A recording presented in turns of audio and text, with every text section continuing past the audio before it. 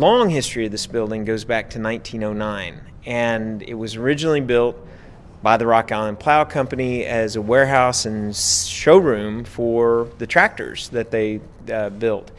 And then it went through a second phase where it was a general store, and then in more recent history, it's been out of use for almost 40 years. So in the previous recent history, 10 years ago, it was bought by the current owner and rescued. There was an enormous undertaking to take out, to stop the water from coming in. There was a huge hole, almost a third of the roof was gone. There's water coming in, and water had done significant structural damage to the heavy timbers that were in the building. And as you look around, you can see all of these 18-inch deep, 6-inch wide heavy beams that have been put back in, all of the shoring to give the building its lateral support, to put it in a condition that it could be preserved in its current condition. So it's been here for nearly a decade, waiting for the perfect project to come along that could bring it back to life, all 5 floors, and make it a true, meaningful addition to the city. What we're going to be doing is coming in and building a new core service over against the west wall that will house the fire escapes, elevators, plumbing, the electrical, mechanical core services of the building. It gets all new windows that match the historic character of the windows. And then we're going back in with a new floor system, the old heavy timber floor system here, much of which, as you can see, is gone. All of it gets recycled and into different purposes, some of which gets reused here in the building.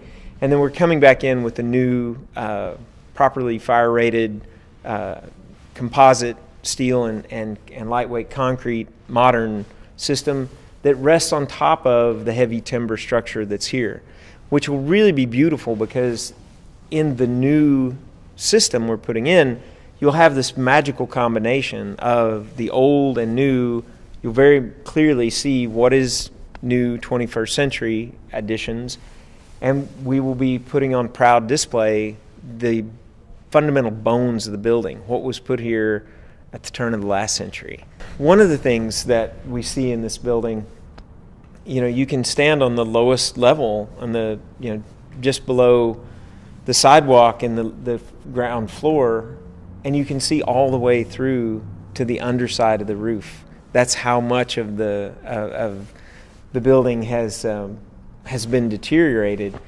And I think my team with Alfred Hall, we've been in it so many times. As you see the building come back to life, we're echoing a bit of that and creating some double height space here at the east entry, so that as you walk in from the sidewalk in that new entry, you'll be able to both see across and down into the space very much like you can today, where the floor is just accidentally gone.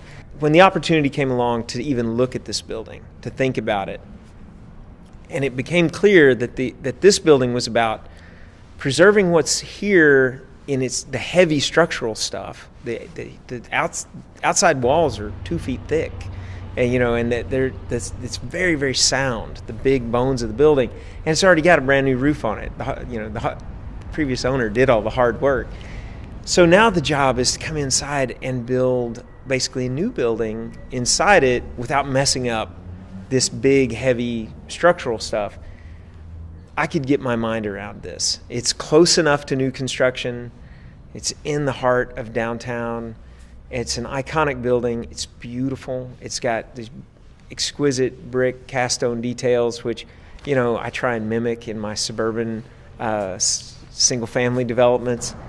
But this is real and authentic, and it's been here, and it's part of our central United States legacy of plow manufacturing and agriculture. I guess I've fallen in love with it like you fall in love. When you fall in love, it's not just the beautiful eyes or the charming smile, but it's the complete package.